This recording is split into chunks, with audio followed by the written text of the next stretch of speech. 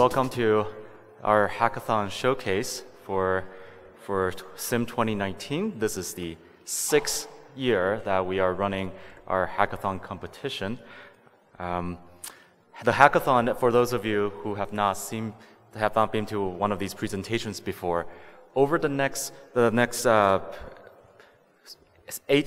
9 presentations and 8 projects available for judging, you'll see teams that have spent the past 3 days, 72 hours or so, coming from ideation to prototyping to iteration, going all the way to a presentation to show you what they have. These projects did not exist before they came to SIIM, except only for some cases inside of people's minds. And over the past 72 hours, they put it down on paper, on screen, and came up with a working prototype and the vision. For this showcase, I want to thank our sponsors, Philips. Thank you for making the hackathon possible. You're about to get your socks blown away, so we look forward to your sponsoring next year and every single year thereafter. I want to introduce our judges, our esteemed judging panel down here. So first we have Brad. I'm sorry if I butcher your name, Brad General, from Medical Imaging Alliance Medical Imaging Alliance Manager at NVIDIA. We have Dr. Rick Riggins, Director of Head and Neck Imaging in University of Utah Health Sciences Center. Dr. Ross Felice, Chief of Imaging Informatics and Associate Professor at MedStar Georgetown University Hospital. Kevin O'Donnell, Senior Research and Development Manager in Canon Medical Research. And Dr. Safwan Halabi, Medical Director of Radiology Informatics at Stanford Children's Hospital. So a little bit of ground rules before we get started. Today, we will have 8 teams up presenting their projects. They are eligible for winning a prize as per our esteemed judging panel. But this year, for the first time in hackathon history, we will also have a People's Choice Award. So all of you also have an opportunity to vote on your favorite project. So pay attention, and because your vote might just count and make a difference in this one. Every team that comes up will have 7 minutes, up to 7 minutes each, plus 1 to 2 minutes for judge questions. For the audience, between 1 p.m. and 3 p.m. today, we asked our hackathon teams to be available in the SIIM lounge to show you their demos up front, in person, so that you can ask questions and see how things work and make decisions for yourself. For this year, we also have a 9th presentation that is a demo only. It is not eligible for winning an award, but our developer will be presenting a demo. I will let you know when the opportunity comes. And finally, before we get started, the winner for the hackathon will be announced at the closing session later today. So before further ado, I want to introduce our first team. This is team number 1 from the University of Pennsylvania, presenting a project, Maitre D, Moving Radiology Patient Experience from Fast Food to Fine Dining.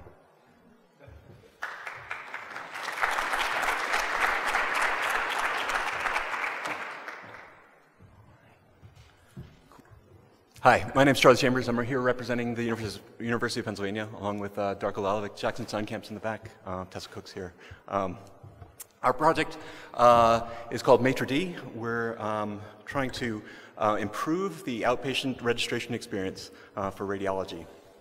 The current experience is very much like a fast food restaurant in that when you arrive, you wait in line to speak to a professional who then you're able to interact with, get information, give information, and eventually pay and wait for your food to be ready. What we see happening is moving the metaphor towards a fine dining experience where you are met by a maitre d', a concierge, a host of sorts, at the door, who then checks your reservation and escorts you to a table where you can finish the information exchange that needs to occur. You can call for professional help if you need it from your seating location, and you can pay as well while you're seated. The way we propose to do this is by introducing mobile tablets into the process. So the patient would be greeted at the door, given, after confirming the reservation, a QR code is produced on the host's machine, which is then read by a tablet that is that loads all of the pertinent information about that patient's visit, and is given to the patient and the group, where they can go and sit down and finish up their registration on their own. Shifting this metaphor gives us a whole bunch of benefits. First of all, the patients don't start with a wait, so they're hopefully in a better mood and happier about things. The interface can be offered in multiple languages, so we can be more accessible to our patients. The information exchange is done at whatever pace the patient likes, and with greater privacy, because they're not speaking out loud necessarily in front of other patients who happen to be waiting while they're doing their registration. They can summon for help using the device. They don't need to raise their hand or do anything very publicly. We can get additional information that's tailored to the particular patient's exam type, their medical history, where they are in the system. They'll be getting feedback about their weight, so it makes it much more interactive, and they don't need to check back or feel anxious about when they're going to be called to get their exam. We are also going to be able to provide very specific educational materials about the exam that they're about to undergo, including videos that are tailored for that particular location, exactly what it would look like as you go through the entire process. There should be less staff time needed as people are doing their own registration, and that will reduce bottlenecks so that we can get more people through the registration process more quickly. This coincides a lot with the themes of this year's SIIM, where we're empowering the patient to do their own registration. We're engaging them properly and letting them explore data about their radiology. All right, so I'm going to show you a demo of what we've cooked together. Some things I would want to note is that it might look like I could be cheating. My presentation computer is working over the network to interact with a server that's sitting over here on this table. So that's actually occurring. We have the mechanism to use a bunch of open transport protocols for the messaging that we're doing, but we didn't set that up. This is done sort of just in a private, non-standard way, but there is this database interaction, and of course we did all the work here. All right, so let me show you what's going on. Here is what the host, the maitre d's device, might look like. It's a list of patients who are due to arrive soon, and with their appointment times, what exam they're expecting to get, and what status they have, where they are in the process. So we've seen that some people have already been here at this point. I'm going to talk a little bit about the status flags in a minute, but we're going to imagine for the moment that Ava Garcia, our 1045, has just arrived. So the host says, "Oh, you're Ava. We're so glad to see you." And then by clicking on that button, this is the QR code that would be scanned by the tablet that's going to be given to Ava, and then the host will mark where in the waiting room Ava is choosing to sit. All right, over on the patient side, Ava's tablet is going to look like this. There's a sort of welcome message, an idea about what we're doing, and we're going to start. Ava's got 3 steps to complete as part of her registration. At first, we want to confirm contact information. We have what's called PA Act 112 in Pennsylvania, where we need to alert patients of follow-up recommendations. So we need to make sure that we have up-to-date contact information. Oh, thank you. I got to start bugging here. We're also allowing the patients to put in a companion mobile number so that someone else can get a text when they're close to the end of their exam. As they step through this, it'll show their progress. They're going to be able to take care of their copay. And then if they have, then there are questions. These will be tailored to the particular patient. For example, because this is a stress test, we have this, this caffeine question at the top. Because it's an MRI, we have this metal implants question. Because the patient is female, we have the less question about being pregnant. So these things will all be tailored for the patient. And then when they're done, they'll be presented with videos showing exactly how the process would look. This was just taken here at SIIM. Walking from the waiting room into the place where they might be changing into a gown, getting an IV, whatever it is. The whole process can be mapped out for them for that particular exam type. All right, we're going to have like Jackson like on his back or whatever. And also some more data here. This is coming from radiologyinfo.org. About the particular exam and its importance. Back on the host device side, you can see that the host knows exactly the status of this person, and if that person was to call for help, then back on the host device, as soon as this is a polling situation. Oh, you can't see. It's actually up there. There's a red row for Ava, so that then they can check and say, oh, Ava needs help. Let's go to this particular place in the waiting room and be able to help Ava. So that's how we see a more concierge maitre d' approach to outpatient registration. And that's time. Perfect.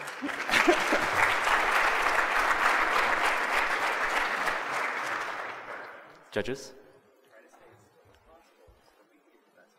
So you mentioned that you were looking at linking this into FHIR. So in terms of how the data is from the tablet is then getting into the hospital systems, and what is it that you're pulling out? Could you elaborate a little more? Right. So we made a custom database which had the data that we needed for this demo, and very generalized cases about the patient types we wanted to see, and stuff like that. So we're doing HTTP requests over to that machine in order to get that data, but it would just be an interface change to make it work with something like the one that's set up for the hackathon.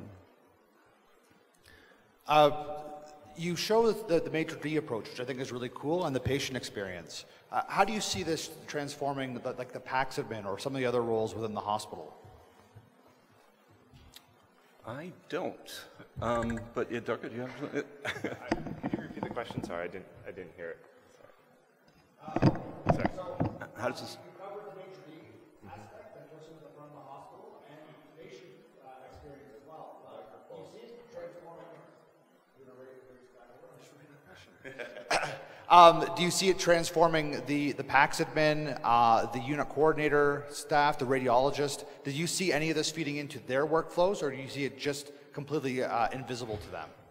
So the way we were looking at it is that we're essentially taking the workload off of the front office staff who has to spend time interacting and possibly removing errors that might occur, right, between communications between the patient and the staff, because the staff has to then enter it. So this way the patient can enter it. The other back-end part of it also is that we can more closely tie it in with like what the techs are doing. So the techs know what status the patients are, that the techs can also see where the patients are, how soon they're ready. So it just increases the workflow, and we can make it tighter so there's less waiting on all sides. So there can be more kind of analysis of, okay, how long does the patient take to finish this up, and what the schedule is. And so we can kind of just tighten it up in terms of wasted time that may be happening in the front office kind of thing. Sure. One last short question, if possible. So one thing I would say is this may not be fine dining, but maybe fast casual. But what about leveraging people's like smartphones and things even before they get there? Right. I think managing tablets is really tough. If we deal with the security concerns about making the data available to their phones, they've got to be on the local network or something like that, then this is actually, the idea was inspired by the idea that the people have the phones with them and that they can interact that way. We've moved in this demo to a strictly in-house tablet kind of style, but it is absolutely transferable to that sort of a thing. Thanks. So that was team number 1, Maitre D. Thank you. Thanks.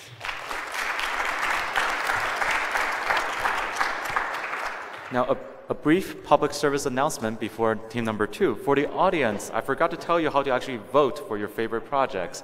It is on your app. If you downloaded the SIIM 2019 app, for this session, that is the Hackathon Showcase, there is what's called a live poll. This one is not live, we're not going to show you the results, but under the live poll, you'll be able to vote for your favorite projects. So download the app if not already. I hope you already did, because you're also checking in in this session, I hope. So here we have team number 2 from Cleveland Clinic, evaluation of another brittle black box, adversarial attacks of brightness and noise in the detection of consolidation with a re-implementation of ChecksNet. And Chex Mixes, apparently.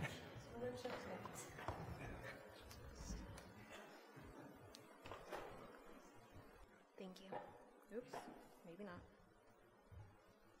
Oh, good morning. Before we get started, I just wanted to say this is my 3rd year here at SIIM. Jim and Mike, this is their 5th year, and Kathy, this is her 2nd. And it just seems to be getting better and better every year. And I'm just humbled to be up here presenting amongst all these great thinkers and all these great ideas. It really is a pleasure, so thank you. I'm Lindsay Marrero. This is Kathy, Jim, Dr. Prino, Dr. Chen, and Mike, and we're here from the Cleveland Clinic. The title of our hackathon project this year is the evaluation of another brittle black box. So the idea for our project this year is actually a progression. Last year at SIIM 2018 for our hackathon, we were introduced to YOLO, which is originally used for detection of everyday objects, and we decided to train YOLO with chest x-rays. And that led to an idea for an RSNA computer exhibit that we did. And we used that same network and attacked it with different image transformations such as blur, noise, contrast, that sort of thing. And this year at SIIM, Jim presented in the session machine learning technique where we quantified those attacks. So naturally that led to the hackathon project this year where we applied those same ideas towards a different CNN. So our problem this year was we wanted to know what impact those same attacked images have on detection with other networks. The network that we chose is called ChecksNet, and it is a 121-layer CNN. So for our hackathon project, we essentially used a re-implementation of ChecksNet, which is freely available as an open source project on GitHub. As far as our software stack goes, we use the Anaconda Python distribution with JupyterLab and PyTorch. And for this purpose, we are detecting consolidation or white opacities only. We are using pre-trained weights, which were available on GitHub. And we are essentially going to show you how our attacked image changed the probability of detection and activation heat maps with varying degrees of brightness and noise. So here's an example of an activation heat map and of an overlay we chose, which is actually Jim's cat Chase. So we applied this attack to our image to see what the output of the ChecksNet network was. And the yellow areas indicate consolidation, and the purple areas appropriately indicate no activation on the cat. So here were the results of our YOLO network, where the performance of the network decreased slightly as we increased noise in our images. So we wanted to see how ChecksNet would react to that as well. And as we can see, it was consistent with the YOLO results. More noise results in degradation in performance of the network. Similarly with YOLO, we wanted to see what would happen when we applied brightness or decreased brightness in the image. And when brightness was decreased and increased, there is some slight degradation of performance of the network. And again, when the same image transformations are applied, we see results consistent with our YOLO results in ChecksNet. So as Lindsay just said, overall our initial results with ChecksNet demonstrate similar results to our YOLO implementation using noise and brightness attacks. And as our next steps, we would like to evaluate other state-of-the-art networks and compare that with augmenting the actual training set with the attacked image set to see how that compares to some of the other networks out there. And with that, we'd like to take your questions. Thank you.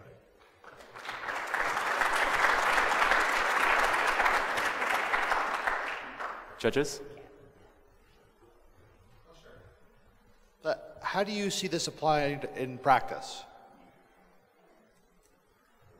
And actually, I was thinking along the same lines. Maybe I'll elaborate on that question. That you could see this as a validation tool. Someone's developed something. You want to know how strong or weak is the algorithm, or you could be building this into the actual training process, or or what else did you have in mind? So I think, as opposed to traditional adversarial attacks where you try to make the minimum change in the image so that you can't recognize it, we tried to simulate attacks that you might see in real life, bad portable chess, bad exposure, those kinds of things. And we see this, one is this a way to augment training sets? We've also done laterality markers.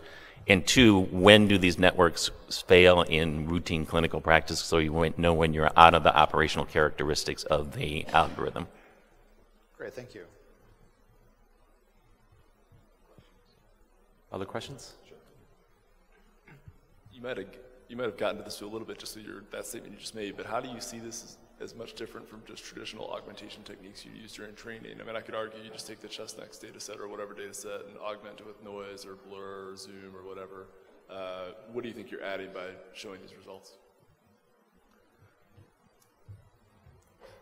So if you look at traditional augmentation techniques that usually, flip, rotate, those kind of things, there are not really very many people that are doing, adding noise, blur in traditional augmentation techniques. So for example, on the original ChessNext, it really was flip and a kind of a vague definition of standardizing the median and standard deviation with what the ImageNet. So we're just potentially advocating these are as additional augmentation techniques.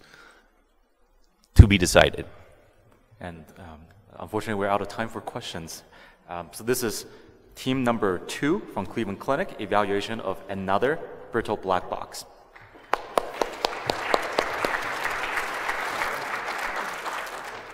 Next up, we have team number 3, follow-up of non-critical actionable findings, also known as FUNC.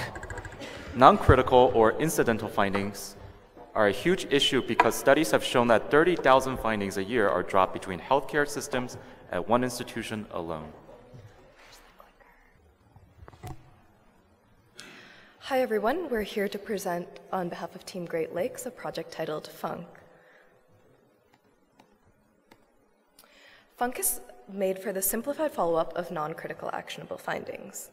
Usually, actionable findings are followed up by post-it notes on a doctor's monitor, and we're hoping to get rid of those post-it notes and move to a workflow within the EMR. This presentation has a special dedication, which Terry will talk about. So, as many of you know, we lost a very good friend this year. Joe was on the SIIM board of directors, but more importantly, he was an absolutely amazing person who contributed significantly to interoperability and just moving our industry forward. In January of 2016, Joe called me and said that they'd found multiple lung nodules. And this past, about 2 months ago, he called. We had a long discussion about how he knew what they were and I knew what they were. But how about all those people who didn't know what it meant when they saw a lung nodule on the report? And he specifically said that he thought that Marquette should go through and do FUNC for a project. So this hackathon project is for Joe.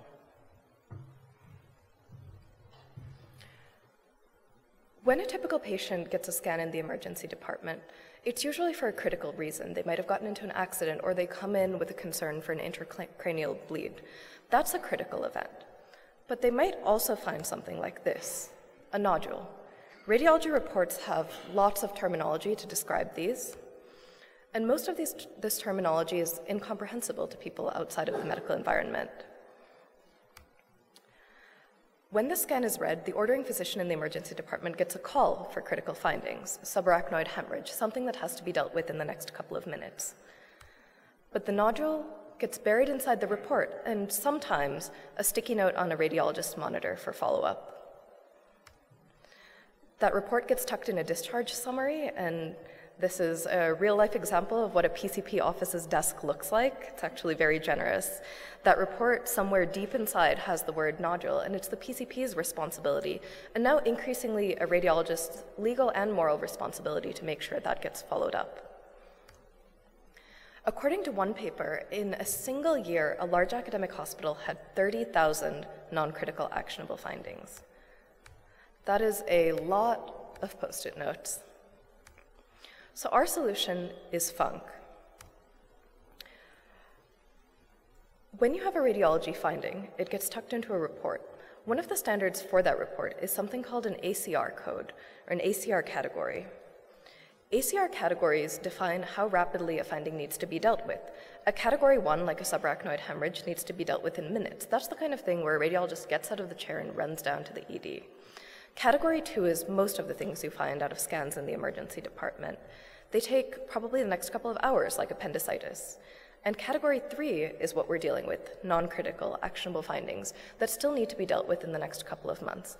ACR describes these findings as new brain metastases, generally new lesions that are found in the breast, kidney, lung, and other areas of the body, malignancies that are novel or growth in previously found malignancies, as well as a couple of other findings.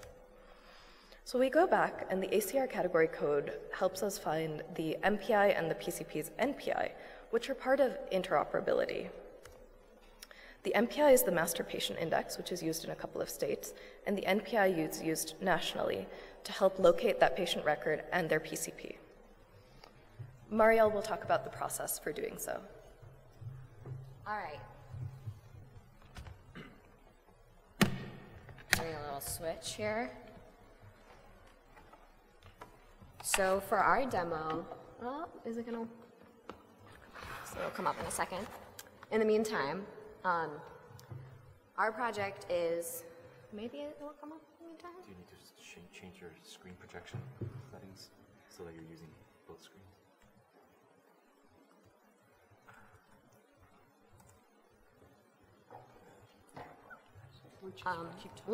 It's fine. Can you okay, so keep talking. So while we get this set up, can everyone hear me? In this situation, Nick and I represent two separate FHIR servers. So we used the FHIR test server that was set up by SIIM, so the SIIM server, and then to model the other institution in this situation, we found another FHIR server online, the Happy server. So we were actually able to interface between these two servers based on the ACR3 RADLEX code in the original diagnostic report. So I would show you if this was working cooperatively, but of course. Okay, thank you. So if we say I perhaps work at I'm a radiologist, and I create a new radiological report, like she mentioned, perhaps originally for an intracranial scan, but they found a lung nodule. I would create the report, which fires off FHIR commands to create the resource, as well as a SOL command to track the event in a logging service. So later you'll hear from Tom, who can show you the results of that logging. But that is sent from the radiologist's FHIR server. Those communication requests, after those ACRs have been found, are sent to the PCP, or the general practitioner of the person referenced in the original report. And so Nick can explain what happens from that server. Yeah, so coming from the radiology's FHIR server, it's going to show up on the primary care physician, so EMR, or their work list. And so they'll have an option for them to accept or deny that request to share this report from another radiologist. And so if I get this notification, okay, I have a non-critical, actionable follow-up, by accept, you accept the support. We're using email just kind of proxy a normal EMR. In that email, we have this HTML page, but obviously in real life, it'd be on someone's EMR, much safer. But I can accept or decline. And then when he accepts it, communication resources get created on that separate, so in this case, it was the Happy server, on that Happy server, and sent back to the radiologist's server, which is, in this case, the SIIM server. And that notifies that the radiologist that this has been followed up, and they can take their metaphorical post-it note off of their computer. And that's time. Thank you very much.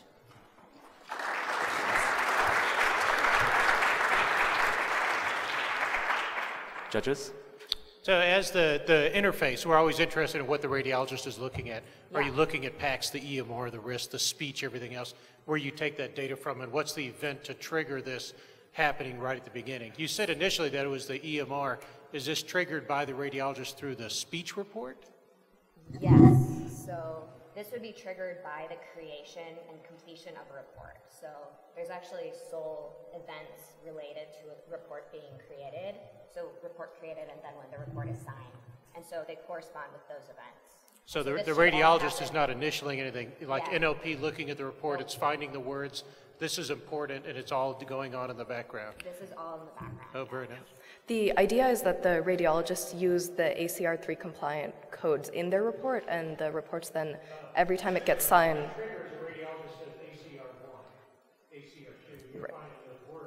Yeah. So the ACR codes are part of the metadata, not just in the content. And when it comes back to the radiologist, what does he see as the trigger?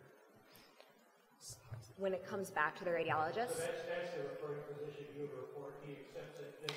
Well, it's not necessarily the referring physician, because perhaps the referring physician is someone that triaged the patient, and this is their general practitioner. So they would take responsibility for the follow-up, and then the radiologist would be notified that the follow-up responsibility has been taken.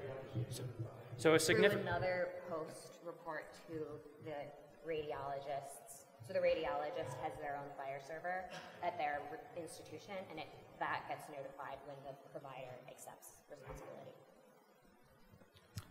One question I had was, what if you don't know the PCP or referring physician? A lot of people that come to an ED, may not have a physician. And two, what about communication back to the patient, since they're ultimately responsible and could elevate, their responsibility of that actionable finding? I think that's a really good point. The capability is in there, so if you have a patient resource on your server already, they probably is populated with maybe their email or their phone number, so something could be programmed to, trigger some sort of notification to the patient as well. As for patients who don't have a PCP, the idea is that it would get pushed to a radiology admin work list where then a real human can follow up and set up a PCP appointment for them. And unfortunately, we're running out of time. Thank you so much.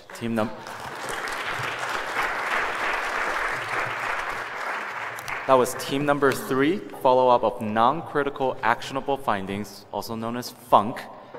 Next up is team number 4, by Quantip, called AI Power. AI Power is AI analysis engine, pulls the PACS for a series eligible for AI processing, processes them, and sends the results back.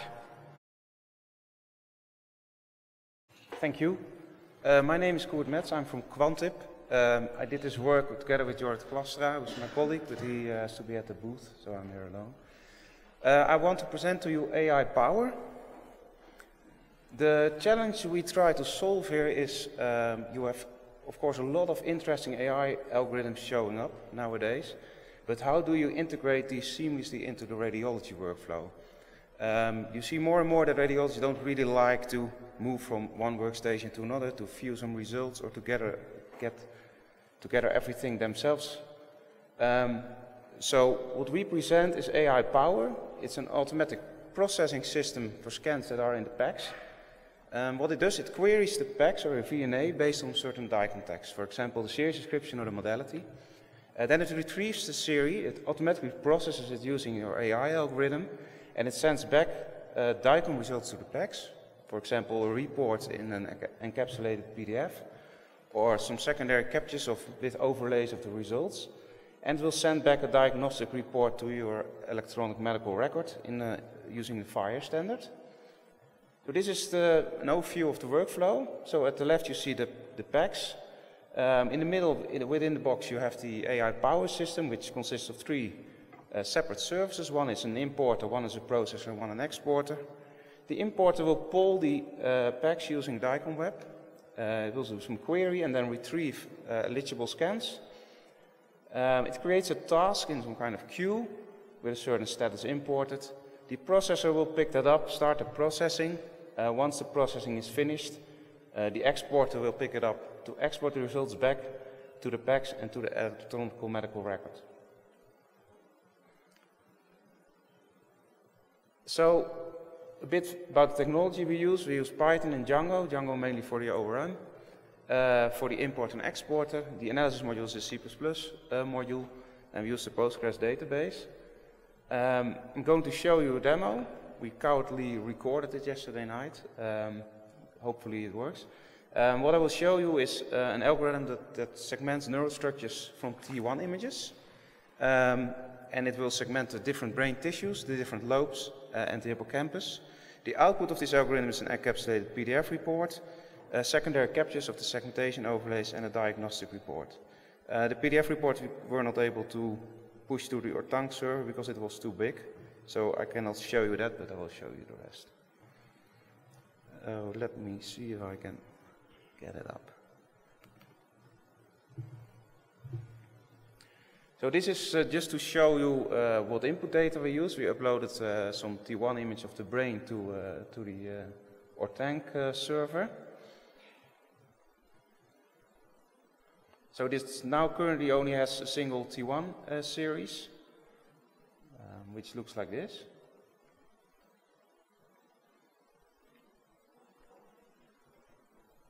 So this will be the input for the algorithm, which will be pulled and imported by the importer. And then the next step is that we show you some SSH windows. It's not working. Try again.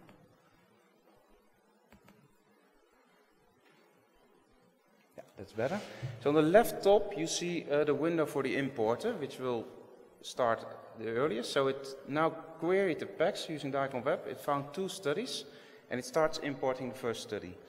On the right top window you see the processor process, which starts when the importing is done, and on the left bottom you see the exporter process. So I will forward it a bit because this is a bit boring. I think the zip extension of DICOM Web will be very helpful here.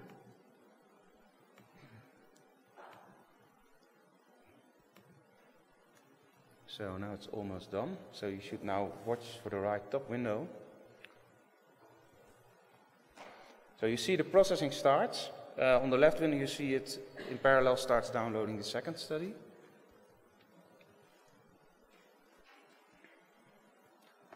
Takes a few seconds.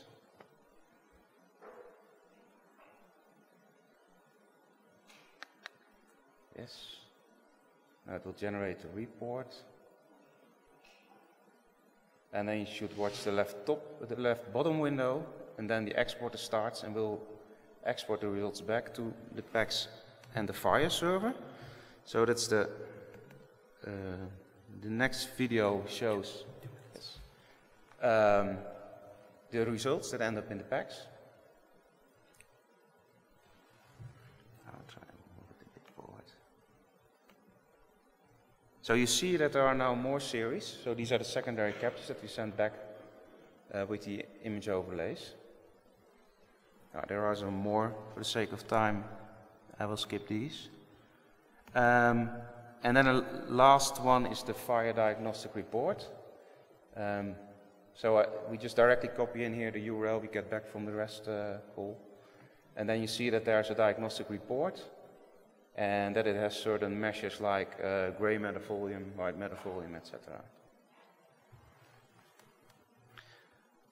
So that's the whole system. And that's also the end of my talk.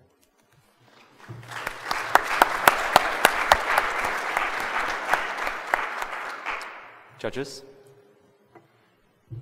So for the going through and doing the segmentation, so there is a segmentation object in DICOM. Was there a reason for doing it just as sort of an SRR overlay, or just quick and dirty, or?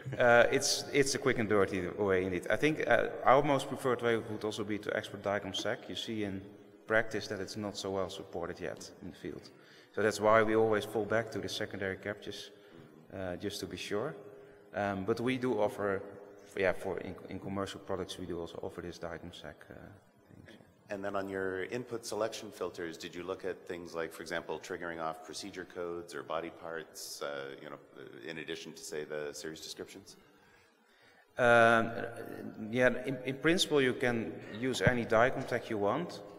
We do, in this prototype, not connect to some kind of FHIR resource to trigger some processing. So it's purely based on DICOM tags in the packs, but you can use any tag you want. When does the FHIR post occur in your workflow? Like where, before, after the radiologist signs the report? Like explain how that happens, please. Sorry, I can't. When does the FHIR post of your report to the EMR, like when does that occur in the workflow?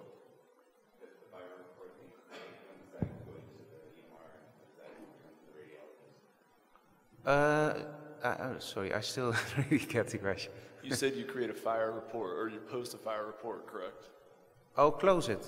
Sorry? No. Post. Yeah, we posted that. Yeah, we do now automatically after the processing is finished. But I can imagine that you want some step in between, that somebody approves the results, and then you send your results back to PACS and FHIR.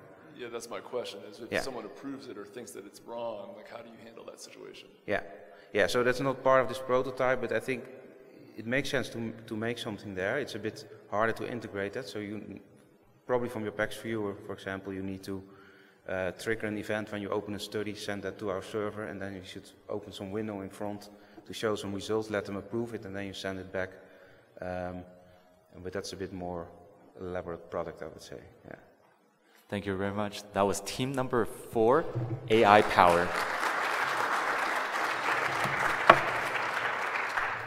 Next, we have team number 5, Forms on Fire, FHIR, Forms on Fire.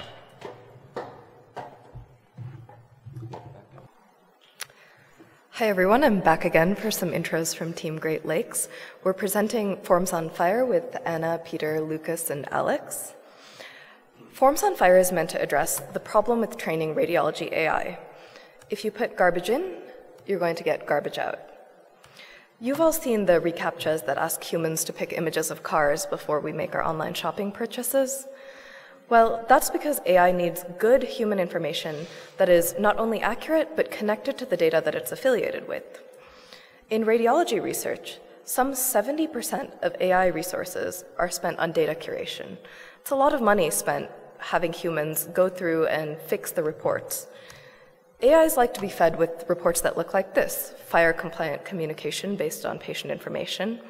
Unfortunately, humans don't talk like this. So we have a software demo showing how we address that problem. Okay, so this is our currently live web-based system that allows you to take specifically just these 4 FHIR resources at the moment, but looking to expand that. And you can enter in patient information. So we'll have Miss Patient Name Junior, just so we have all of those in there. And just an example, so if someone would check the number of patients currently on the SIIM stack, you'll see that it is some number at the moment. We'll hit submit, that number will increase because we've submitted this patient information as a new resource. You can also go over to the diagnostic report section, and you will have filled in the subject from the previous form. So it takes that data, and that data persists throughout.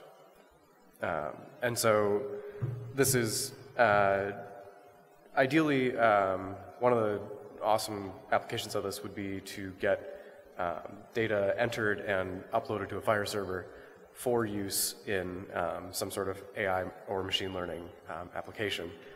This will make debugging and checking that you've got specific patients that you need, especially in specifically rare cases, making sure that you're able to query and get all of the expected data. So let's say you don't want to have to open up Postman and figure out, oh, where's this data actually, and figure it all out. There's also ways to display it, obviously, in the web browser as well. And so here you can see that we've selected that the organization is SIIM because that's the default one that's set up on the Fire server. And then all of the patient IDs that are in there are listed here. But this is not scrolling. But if it would scroll, you would see that it had all of them. And so we can go through all the different ones that are here, and it'll generate it'll pull all the different records that are listed in on the Fire server for the different patients. It's not very neat because it's a prototype, but it still shows all these things, and you could check your work to make sure that everything's entered correctly. Another way that this could be used is that not only is this applicable for AI research and building a new database for any sort of data mining and research, you could also use this kind of form interface for clinical scenarios. So say you wanted to view any existing patient's records and then add to that using Fire, which is not really a widely adopted standard in hospitals, but if we were to be able to build this out even further, there are applications for it where we could potentially integrate it with existing EMRs so that they could become Fire compliant much quicker. So we kind of went out on a limb and previously showed you the version that's not quite stable yet, because we were just fixing some of the JSON nesting and everything and the version that Peter showed you before, but this one is completely stable. So if you would like to go to this link on your phone, we could try to break the network or something. No, I think it's a good idea. Try to overload the Fire server? Definitely try it out. Don't break anything, though. Yeah, so we had some issues with our code this morning. We broke a few things, but this is the stable one from yesterday, so it should be good. And then hopefully we would have this fully functional by fall so that some test users could actually use this. 2 minutes, okay. For some artificial intelligence research, and that would be very cool. We chose to build this in Shiny and R, because it's already ready to go as far as the data analysis platform. And yeah, did anyone try to get this on their phone? Did it work? You got it on your phone? 2 people? Okay. Well, anyways, that's fully functional. Okay, Tom has it working too. Yeah, so that's pushing right back to the Fire server that we're using for the SIIM competition. So yeah, it's very cool. Also like to give some quick acknowledgments to the people that sent Team Great Lakes out here, Integrated Health and Enterprise, the Department of Biomedical Engineering and alumni at Marquette University, Blue Cross Blue Shield, and the Golden Angel Investors of Wisconsin, who kindly helped us schlep out here from all across the country. Questions? Okay. That is it.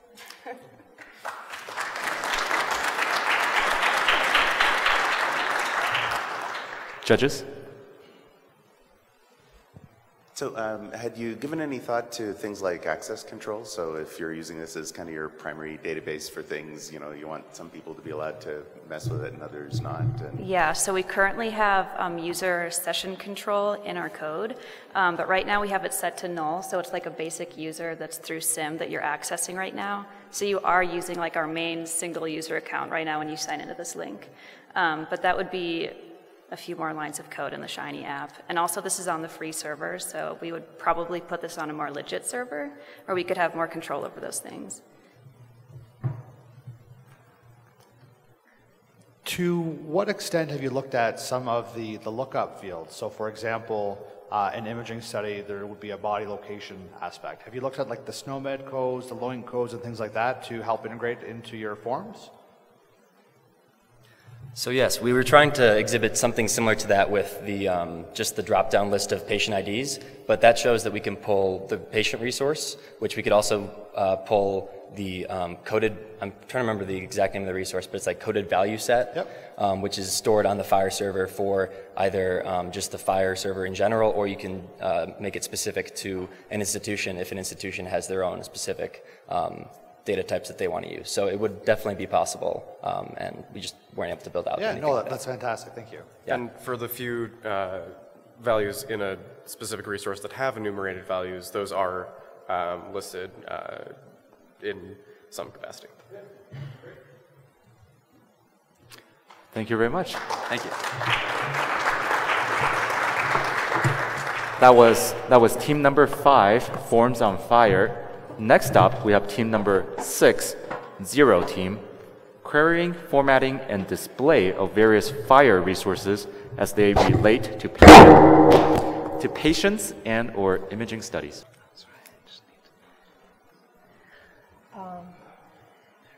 Hello. So the problem we were going to tackle, we tackled during this hackathon is that access to information, timely access to information is very important. And it's not only for the radiologist that's doing a diagnosis that he needs a context information to be able to do accurate diagnosis. Also on a patient bedside and an ER, the clinician, when he's looking at the images, needs additional information to be obtaining an actionable result. And we have actually joined our forces with the previous team, Forms on Fire. So they have sent in some patient-relevant information with their forms, and now we are going to show you how we integrated that with our viewer and how we are going to display the patient-relevant information.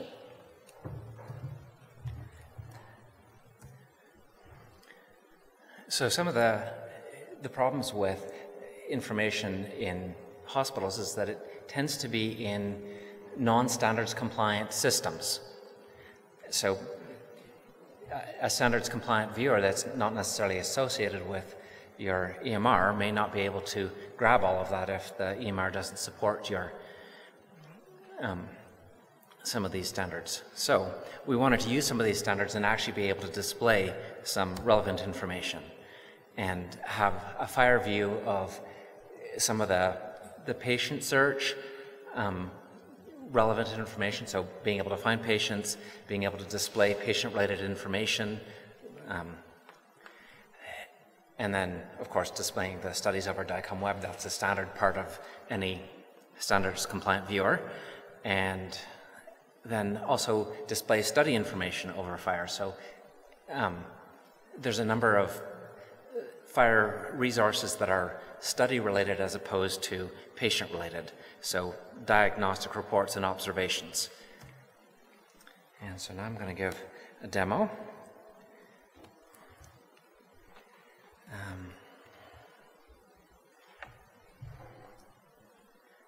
So here we're just doing a DICOM web query to start with. But I will bring up a study, and we have this diagnostic report which is coming over the diagnostic report FHIR service and is just rendering the text from that. And then unfortunately I didn't have any observations on the report itself. That would have been nice, but I can then go ahead and say, well, what other patient relevant information is there? So SIIM happens to have a breast condition, so here it shows the information on that using the condition FHIR resource, and then she has an allergy intolerance to penicillin, and it shows you what that information is. So in this case, it's probably not, well, the condition is relevant to the image. The allergy intolerance probably isn't, but it might be if you needed to order another exam. So this is just a very simple call out to the services and calling them. And now I'm gonna, the previous team had earlier generated some patient information, and in fact, it got deleted off the system. I don't know what patient ID it was that you were just uploading to.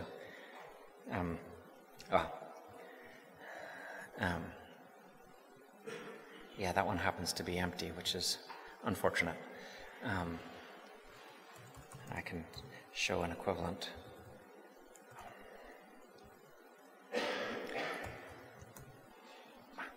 It's because I had it under patient name.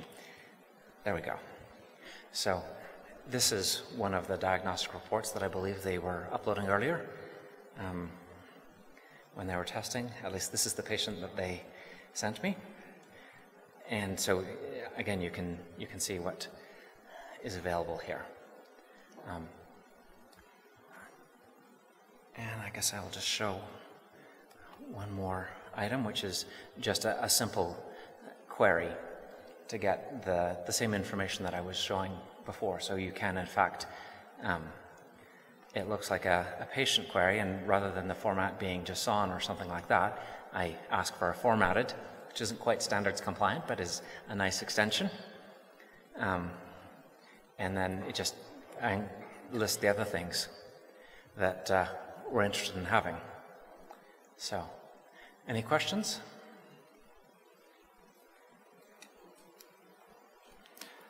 Judges? So in this case, the database is relatively sparsely populated, so just taking everything you have on the patient and putting it up isn't too overwhelming. In a fully populated system, have you thought about how to do relevancy filtering, like how you might take that, bucket full of data and trim it down to something that would be relevant to the current context in some way? I've thought about it a little bit for, mostly for the document reference resource, because that one tends to have codes and things that you can then take a look at and try to say, well, this is an admission record. It's probably not relevant for a breast screening or something like that, whereas some other one might be a biopsy record in a document resource. So yes, I have thought about being able to sub-select based on some of the codes in the document resource. And we were actually commenting about, for example, conditions that are they can be categorized, and some of them that are very important. For example, maybe the penicillin allergy or something else that could be picked, or maybe the primary diagnosis. We could put it in a patient banner that was on a previous screen. However, we didn't had enough time to get to that. But some of the that highly important clinical information should be always visible, and then these I'm going to call them secondary or less important categories that the clinicians might select depending on what they're looking for. So again, is it a referring physician or a specialist? They might look for different information, so they will look under the different categories they're interested in. Thank you very much.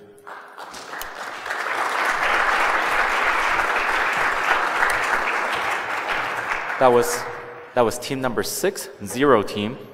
Next up, we have team number 7, Paxman, a web app where people can segment lesions and anatomy sections in a game environment that is accessible from their phone or computer.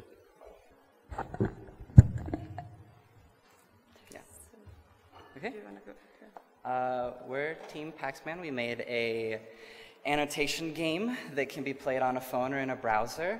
The idea to gamify the creation of annotations on images in order to increase the number of them, but also to help with training and education.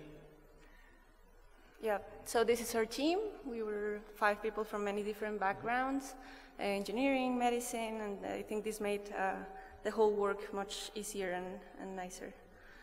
So our motivation was the lack of annotated images for machine learning in general, and as we know, there is a great need for annotated images, and sometimes experts like radiologists don't really have all the time to do it. We think that people are a good resource to get this information, and we think that the current solutions maybe are too specific for just one type of segmentation or one type of problem. So there could be a platform where everyone could upload their data sets, and we as community could help to annotate them through a game. So the methodology, as I said, is to apply gamification as an incentive to improve the availability of these annotations. And yes, this could be like a prototype for a crowdsourcing incentive. So yeah, so we use the technology's Cornerstone and Soul platform. And in general, what we did was a web app that could be used in your phone or your computer. The first thing that you do is you can load the ground truth, so the actual answer to the segmentation. And then the user can input their answer, and then there's a score based on how close they were. So I think we should, yeah. Yeah, let's try and, oh, this is your phone, so you're going to have to get into it. But we have a demo for you, and we even can screen share the phone, hopefully, if it works. Yeah, let's try.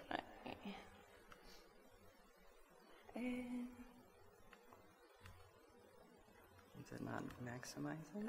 Yeah, I think. Try to submit. We can look at it. It's fine. It works like this, I think. So, okay. This is what's going on well, Alejandra's phone right now. It asks you first for a prompt for a username. That'll be more relevant later, but basically it's used for keeping a score. We don't know where lesions are or anything, but I can find gallbladders. So it gives you, you know, an objective. And so here's the image. You can pinch, zoom, pan around. I'm going to intentionally do a kind of lousy job because eventually this will submit a score, and I don't want to have such a high score that nobody could possibly beat me because I already know the answers. So I'm like, it's over here. Ooh, boy. So, all good. And then I go down here, and I load the answer, and it pops up. That's where it is. You got to see. It's like in the right area for the most part. Next one, find the kidneys. I only got one of them. B, and you go through this, and it tests you on your, oh shoot, which one was that one? I can. The aorta, okay. I can help you. And it helps you learn, sort of, how to, sort of like, what's that language app? The Duolingo thing starts you off with super easy stuff. You can find a gallbladder, I can find a gallbladder. And then eventually starts feeding you tougher stuff until eventually, hopefully, you're even able to do basic, you know, annotating. Yep. Oh, actually, I need to complete this because... yeah, sorry.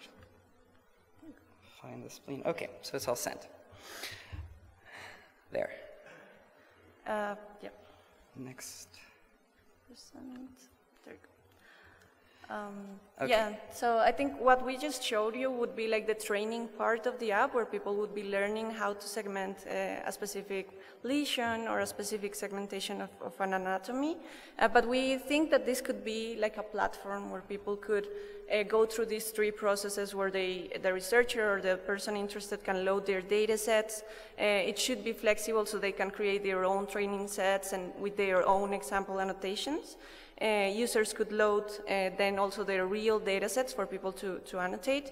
And then the second part would be how can we gamify this with leaderboards, with badges. So maybe you can have a badge for the best, I don't know, lung segmentator or a specific lesion. Scoring is, of course, super important for keeping people interested. And this is also very nice because it gives information to the people. We are actually also educating the community, and the community is contributing to the whole research process. And yeah, so actually for the leaderboard, we also have Soul integrated, which Tom is going to talk about next. But when you complete all four, we only have 4 images right now that are annotated, but when you complete all 4, it sends a Soul request, it sends an HTTP request to the Soul server here at SIIM with the username that you typed in initially and the final score that you got, averaging them all together. So hopefully when he's presenting, he can even give you a drop-down leaderboard because, can I skip to the link? Yeah, go ahead. You should be able to go to this tiny URL and use the app. Now the thing is, it's a free Heroku server, so it might, yeah, it might crap out, but maybe it won't. And if it works, if people use it one at a time or something, you should be able to go to the app and go through it yourselves. A couple of warnings. You gotta draw and then load answer. Don't click load answer right away, it breaks the app. There's only 4, so once you get to the 4th one, you're done. And type in a username, otherwise it'll be blank, and then nobody will know it was you. Sorry, it's like... But yeah, thank you.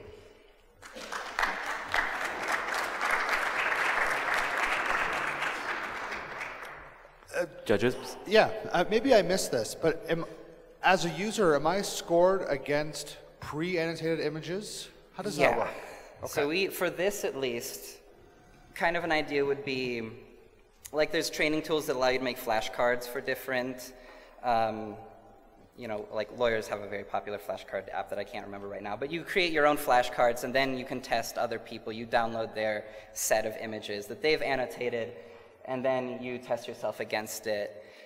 There could be potential for a free play mode, essentially, just grabbing random DICOM web images that we have in there, and you annotate it, and you don't know if you got it right, but maybe if enough users of a high enough level, because we can kind of keep track of how good they are annotating, we see in this general area, they're all annotating that. Seems like good odds that that's the problem. Yeah, that's kind of what I was thinking, is that after you've collected maybe 100 users, lay them all on top of one another and see just how, like, what the heat map of that is. Well, I think would be really fascinating. That would be really interesting, Yeah, very cool. Thank you.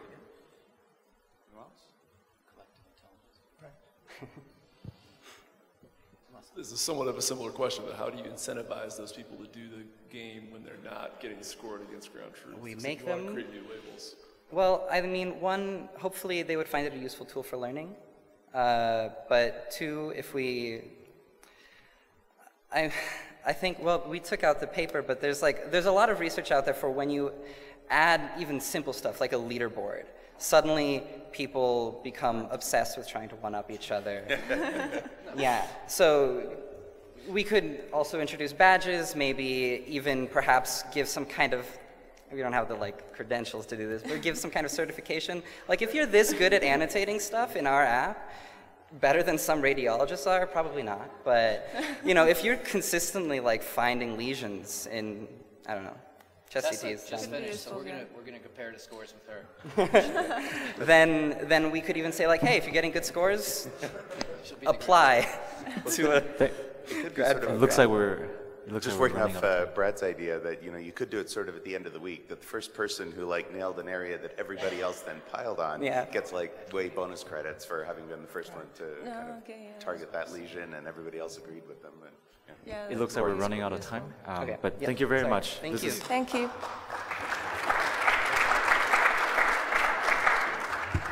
This was team number 7, Paxman. Next up, we have team number 8, Soulmates, spelled S-O-L-E. Radiology departments are a chaotic place. It's hard to figure out who is doing what, when, and where. Soul provides a holistic overview, providing a discrete understanding of clinical events for hospital admins and public health officials.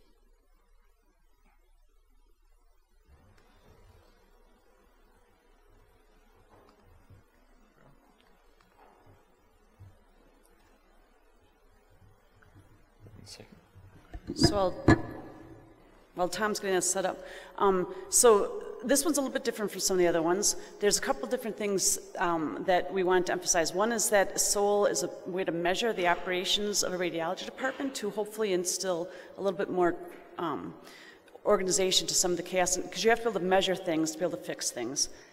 The other is that this was kind of a fun project because this is a great example, Arseny mentioned, this is a great example where all the hackathon teams, we think we had everybody, all the hackathon teams worked together to be able to participate in this one. And this is our sole presenter, Tom. Hey guys, I'm Tom. So first of all, my team is called Soulmates. I just want to let you guys know, the irony has not been overlooked that despite being called Soulmates, I'm up here alone. So just to state my goals up front, first of all, I want to be the soul evangelist for the SIIM Hackathon. I want to gather standardized and operational logs from as many SIIM Hackathon projects as possible, and also, let's try and get all the Hackathon participants working together. And you might have heard some references towards this project through many of the different participants today. Now, what is SOUL? How does it work? SOUL stands for, like we said, Standardized Operational Log of Events. Essentially, it functions as a structured and standardized data lake, derived from multiple heterogeneous systems and standards data sources. Where does the SOUL information come from? It comes from many different compatible systems, all of which can scale universally almost. So, if you're not familiar with SOUL, it's by the IHE, the Integrating Healthcare Enterprise. Here's an example of some pretty common SOL codes. And I want to say that we had a lot of contributions for this project by many of the different teams here today. So my demo is somewhat transitively related to many of the demos shown here today, as SOL post and logging was actually implemented in many projects, as well as provided a good amount of synthetic data for that. So thank you to all these people. As you can see right there, this is a pretty simple explanation of how a SOL post happens right now. In the future, we want to make this an automated agent. So what are the benefits of SOL, right? It enables radiology administrators to obtain true and accurate data about how their department is actually operating. It's standardized events with clear definitions that enable meaningful analysis, so good data. Events can be aggregated and visualized. Perhaps someday we can use this for better algorithms to anticipate technology or radiology's next actions and pre-open the appropriate application, preload correct data, or eliminate other time-consuming and pretty tedious events. I mean, if you guys remember some of the stacks we saw in the Forms on Fire example, it's a pretty rough roll out there. And importantly, it provides granular insight as well as it scales up to define the emergent properties of a complex system at large-scale implementations. This is every hospital administrator and public health official's dream if implemented correctly. That's the caveat. So for the demo, let me just quickly display. You guys might have seen this in the Funk presentation. So right where you can see these little blue handshake logos, that's where a SOL event was posted. I realize that they had technical difficulties, but follow along here. So if we want to essentially see what they did, all we need to do is go right here, I believe. And if we refresh, does it say refresh?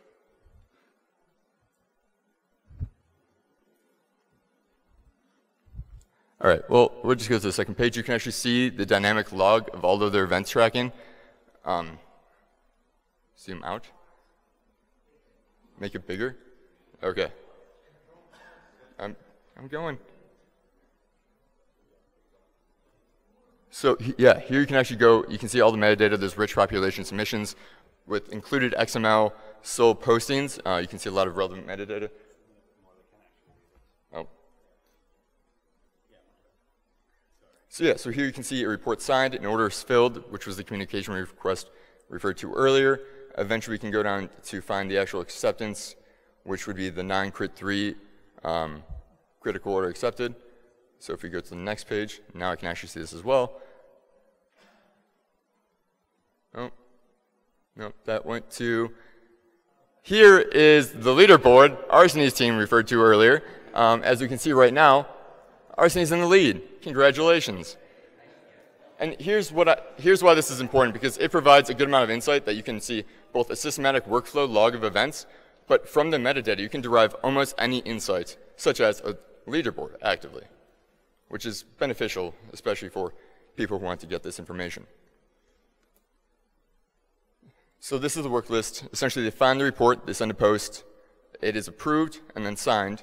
It is sent to the communication request to the primary care physician, and once it's accepted, another SOL post happens right here, which is the non-critical 3 notification delegated code. So, working with Vital, we actually were able to generate a good amount of visualization examples for how we can implement this at a large-scale BI platform.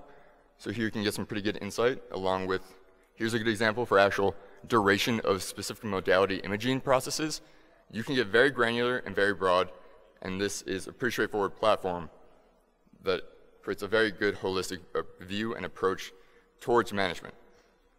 So issues and opportunities, getting the actual SOL server running is pretty difficult. Right now we find that we have limitations with the acceptable SOL codes. We do plan to make proposals for future codes that we think should be implemented. Potential next steps, we want to use dynamic forms to generate specific SOL postings with the Forms on Fire team. We want to develop a heterogeneous server source integration architecture, much like many that exist today. An automated local SOL server agent logging all events across all systems, so it doesn't have to be included programmatically by the actual developers. This is an example right here of a data integration platform called NiFi.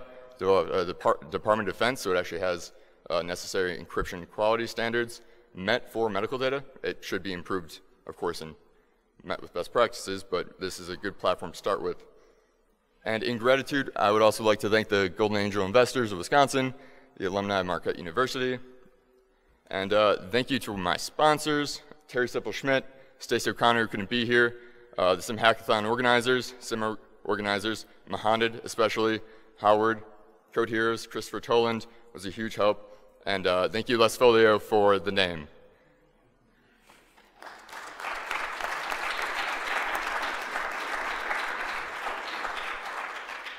Judges? Just a quick comment. So from the IHE side, we'll be looking forward to the change proposals. Yeah, it was a pain. We're going to have a few. All right, looks like the judges are questionless. Awesome. Thank you. Thank you very much.